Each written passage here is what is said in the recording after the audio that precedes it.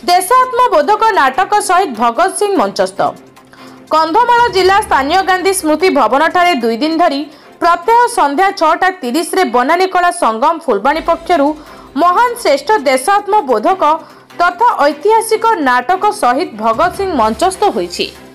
एही देशात्मबोधक सचेतन धर्मी नाटक को उपभोग करिबा पई प्रथम संध्यारे बहु संख्यारे दर्शक उपस्थित थिबार देखिबाकू मिलिथिला। एही नाटकर प्रत्येक कलाकारक अभिनय अत्यंत प्रशंसनीय।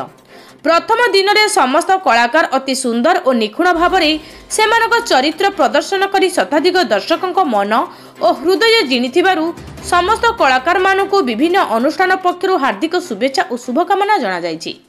उक्त नाटक प्रति बनानीर सभापति तथा वरिष्ठ सांबादिक डॉक्टर अरूप कुमार जेना और संपादक तथा सांबादिक सुनील कुमार पट्टनायक, वरिष्ठ आईनजीवी विजय कृष्ण पट्टनायक, अशोक कुमार परिणा समेत बनानीर कर्मकर्ता सहयोग में मंचस्थ हो पारिछि।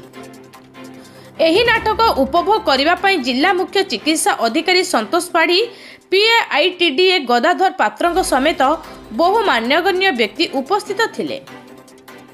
कंधमालरू रमेश चंद्र प्रधान का रिपोर्ट, सूर्यास्त न्यूज।